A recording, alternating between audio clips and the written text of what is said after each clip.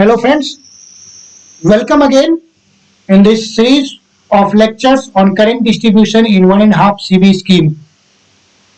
Probably this will be our last session on this series of current distribution in 1.5 CV scheme, and in this session we will try to explain the current distribution in 1.5 CV scheme during the line fault condition and during the bus bar fault conditions, and why the feeders see the fault in reverse direction or in zone fault during the bus fault conditions, and why the second feeder in the same dia sees the fault in the reverse direction for the fault on the uh, second feeder of the same dia. So this we will discuss in this session. In last three sessions we have discussed, we have started with the basics of 1.5 circuit breaker schemes.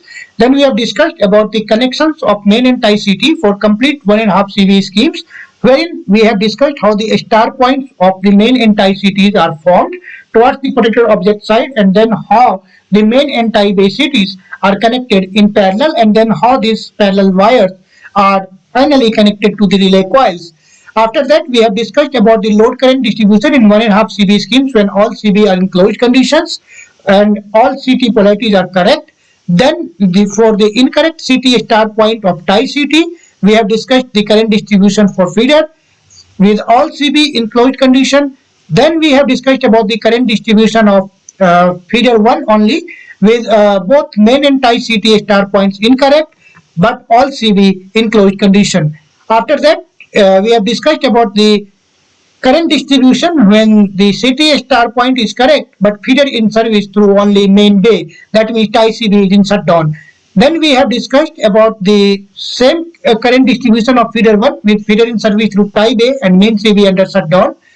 In that case, we have discussed the conditions in which the main CB is shutdown and then the CT star point of main bay is incorrect. Then we have discussed about the situation in which the main CB is in service, tie CB is under shutdown, and the star point of main CT is not correct. After that, in the last session, we have discussed about the current distribution in the two feeders of the same dia when the tie bay is under shutdown, the current distribution when the main controlling CB of one of the feeder is under shutdown. Then we have discussed about the current distribution with one feeder under shutdown when the CT all CT polarities are correct, and the current distribution with one of the CT polarity incorrect and the feeder under shutdown. And now in this session I am going to discuss about the conditions of line fault and the CT polarity is assumed to be correct. For the incorrect CT polarity case, please try to understand this concept in this session, and for the incorrect CT polarity, try to draw this circuit diagram by yourself and try to figure it out, and hopefully you will be in a better shape to understand these concepts at the end of this session. So let us start. Here I am assuming that there is a line fault on feeder 1. This is an R phase to ground fault, and suppose the fault current is 5 kiloampere. Now this 5 kiloampere current, suppose out of this 5 kiloampere current, 3 kiloampere current is being fed through this bus 1, and 2 kiloampere current is being fed from this bus 2 side, and out of this 2 kiloampere current, suppose 1 kiloampere current is being fed by the feeder 2 of the same dia and 1 kiloampere through the different sources connected to bus 2. That means your fault current is 5 kiloampere. Out of this 5 kiloampere, 3 kiloampere current will come from the different sources connected to bus 1. 2 kiloampere current will come through the combined sum of current through the different sources at feeder 2 and the current different sources at bus 2 and the current from feeder 2. So now this is the total current, which is 3 kiloampere and 2 kiloampere from this tie bay. Why this 2 kiloampere? This is 1 kiloampere from this side and 1 kiloampere through this feeder. So 1 plus 1 is 2, and this, if this is 2, then this will also be 2 because this is the same CT, only the difference is these are two different cores. So now this is 2 kiloampere plus 3 kiloampere, total current will be 5 kiloampere. So now if you see the CT ratio is 1000 by 1. So I have already explained over here is that the CT ratio is your 1000 by 1. So this is 1000 by 1 for main bay, 1000 by 1 for tie bay core 1, 2000 by 1 for tie bay core 2, and 2000 by 1 for main bay, that is the second main bay. Now, the current through this CT is 3 kiloampere. So the corresponding secondary current will be 3 kiloampere divided by 1000, that is 3 ampere. For this 2000 divided by 1000, that is 2. For this 2000 divided by 2000, that is 1. And for this 1000 divided by 2000, that is 0.5. Now, if you see here, the current is entering through the P1 side. So if the current is entering through the P1 side, so in the secondary current will leave through the S1 terminal. So this 3 ampere current will leave the S1 terminal and it will flow. If you trace this dotted terminal, this 3 ampere current will be flowing like this, and it will reach up to this point. So now at this node, the current is coming from this side as 3 ampere current is coming from this side. From the second CT, if you see 2 kiloampere current is flowing from this side to this side. In the primary, the current is entering through P1 side. Current is entering through P1 side.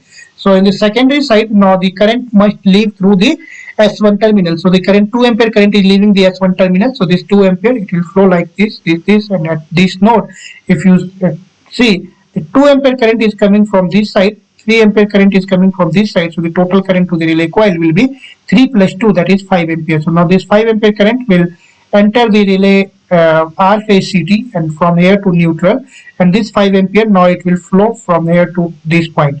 At this point, this 5 ampere now will break in two parts. 3 ampere current will go to this CT because it is required 3 ampere. So this 3 ampere will flow like this, and 2 ampere current will go to this CT, and this 2 ampere will now flow like this. So this will be the current flow direction for your first CT or first feeder. The total current measured by the protective relay will be 5 ampere in terms of secondary. So in terms of primary, it will be 5 kiloampere or 5000 ampere. The current enters through the R phase and it leaves through neutral. So that means current is flowing like this.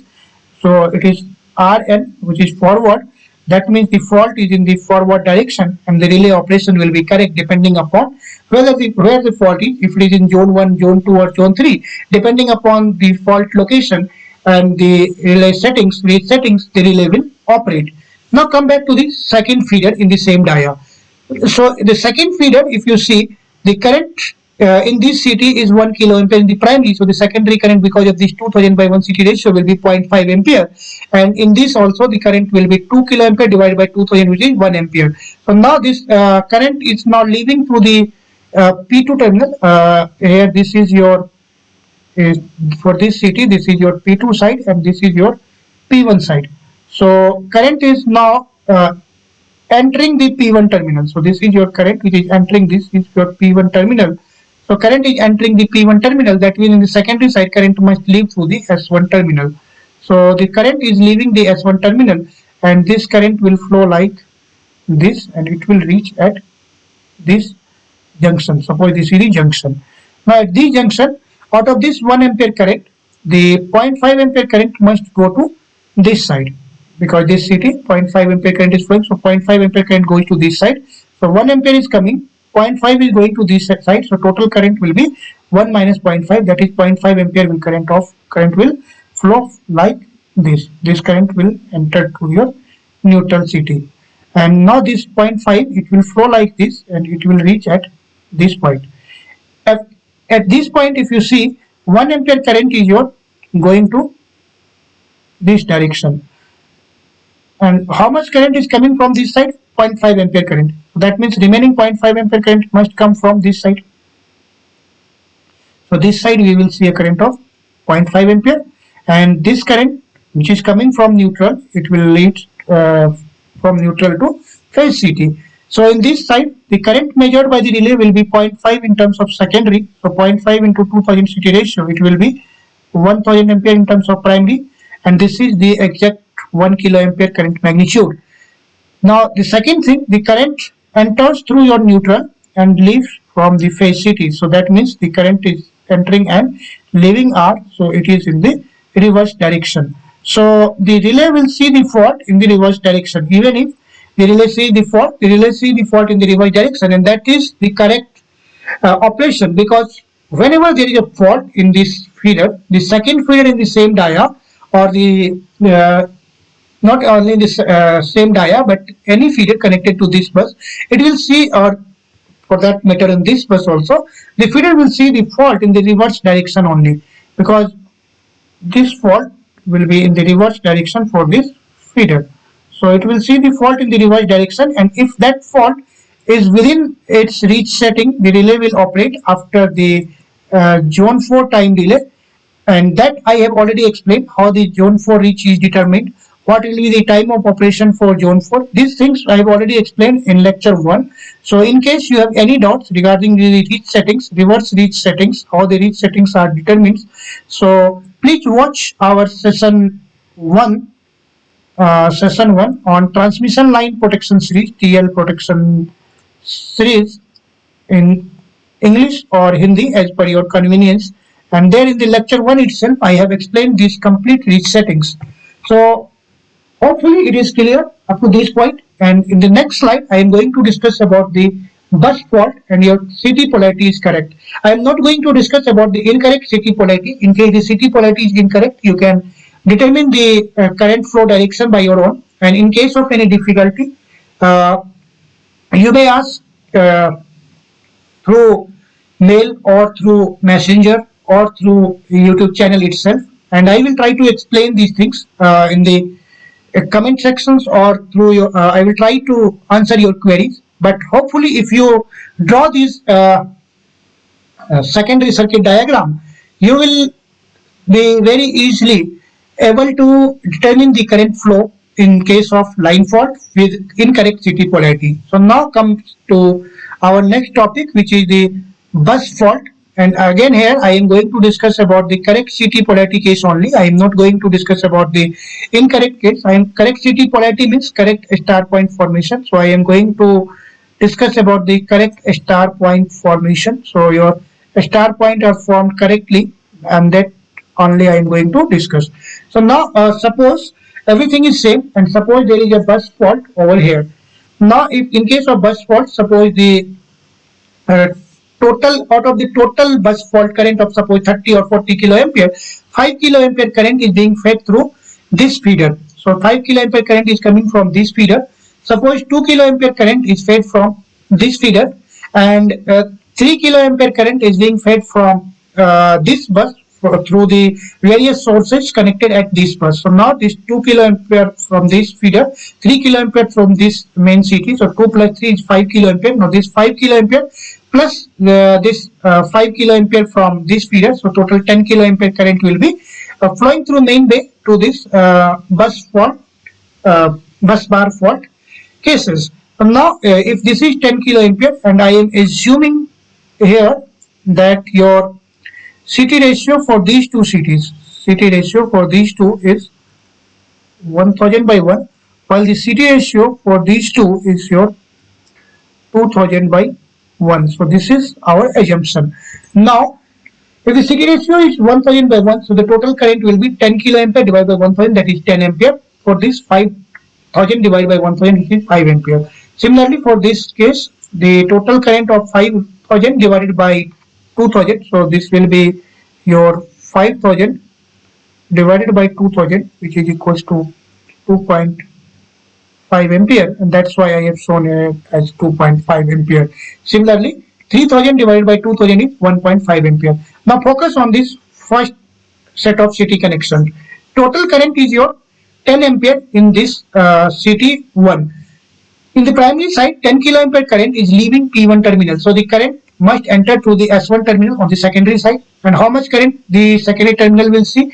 10 ampere. So 10 ampere current is entering through the S1 terminal. And now this 10 ampere current, if you see here, this 10 ampere current, it will flow like this, and it will reach at this junction point. Now in this CT, 5 ampere current will be flowing from this terminal to this. Why? Because in the primary side the current is entering through P1 terminal, so the current must leave through S1 terminal. And how much current must leave through S1 terminal? It is 5 ampere. So if you see at this junction, total current which is coming from this side is 10 ampere. Out of this 10 ampere, 5 ampere is going to this side. So now the remaining 5 ampere current must flow through this side. So 5 ampere current must be flowing through this side. This 5 ampere current will enter through the neutral CT of your relay coil, and then from this phase side, this 5 ampere will exit and it will reach at this node. Now at this node, 5 ampere current is coming from this side, and if you see here, this 5 ampere is coming from this side.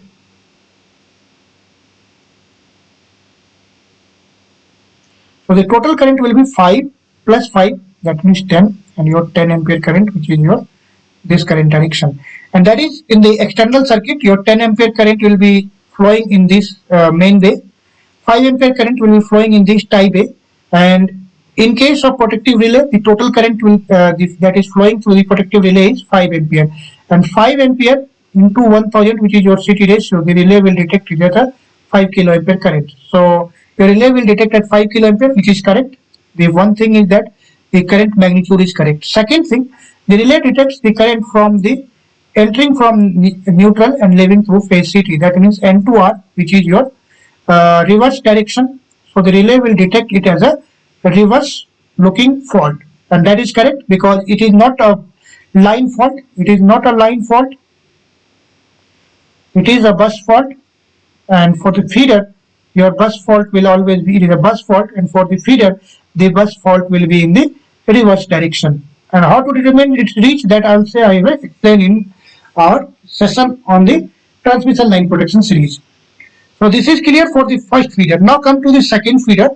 Here the current from this side is 3 kiloampere. Current from this side is 2. So total current in this tie CT is 5 kiloampere. Now the secondary value will be, because this current is 5 and to CT ratio is 2000, so secondary current will be 2.5, and it is entering through P1 terminal. So the current must leave through the S1 terminal.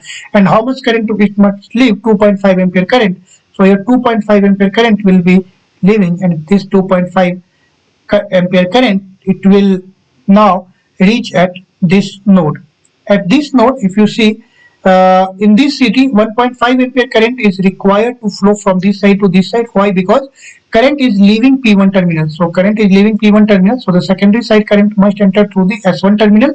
And how much current must enter through S1 terminal is, which is 3 kiloampere divided by the CT ratio of 2000, that is 1.5 ampere. So now if you see here, 2.5 ampere current is flowing from this side. Out of these 2.5, 1.5 is going to this side. So the balance current of 2.5 minus 1.5, that is equals to 1 ampere, will flow from this side, and it will go to the relay neutral coil. From here it will go to the phase. So this is your 2.5. Out of these 2.5, 1.5 is going here. So the balance 1 ampere current, it is entered through your relay neutral coil, then from here to the phase coil, and now it will reach at this point. At this point you will be having 1 ampere current from this side, and if you trace this path, 1.5 ampere current which is flowing from this, it will also reach at this node. And now 1 ampere from this side plus 1.5 from this side, so 1.5 plus 1, 2.5 ampere current will flow in this path, which is correct. So this current in the primary and the secondary side will be correct. And if you see at the relay, the total current flowing in the relay will be 1 ampere. So 1 ampere into 2000 by 1 CT ratio, that means this relay will show a current of 2000 ampere or 2 kiloampere in its measurement window. 2 kiloampere in its measurement window. Is it correct? Yes, 2 kiloampere is the exact value of current which is flowing through this feeder. Second thing, the current it enters through the neutral and leaves through the phase. So that means this is a reverse direction. And is it correct? Yes, because the fault is in the bus bar, and since it is feeding the fault, this feeder is feeding the fault, this feeder is feeding the fault, and this fault is not in the feeder. So this is not a forward fault. For the feeder, this must be a reverse fault, and relay also detects it as a reverse fault with correct magnitude. So if your CT polarity is correct, if your CT is connected correctly, you will always get the correct directions, the correct magnitude. The only thing is that if suppose this tie bay is under shutdown, if this tie bay is under shutdown, then the current distribution in this feeder will be the same. However, now this side feeder, it cannot feed the fault. It cannot feed the fault. Why? Because this your tie bay is already under shutdown, so it cannot feed the fault. So there will be no current from this, and the current distribution you can always calculate. So in this session, we have discussed about two of the most important concepts. That is the current distribution during the line fault condition and current distribution during the bus fault conditions for the correct CT polarity cases. I hope the concept which is explained in this session is clear to you, and if you practice this concept, it will be a lot easier to implement inside your switchyard, inside your substation, and you must be benefited after understanding these concepts in your substations. And only request is that if you like the content, please share the video with your friends, with your colleagues. And if you doesn't like the content, then also please comment in the comment box so that we can improve upon in our coming sessions. Now, this completes our session on the current distribution in 1.5 circuit breaker schemes, and hopefully from next weekend onwards, we will start with some new topic, with some relevant topics in the actual field, the relevant topics in the actual field implementation. We will start from next session onwards. Till then, keep watching, keep learning, and have a good time. Bye bye. We will meet again with a new topic. Bye bye.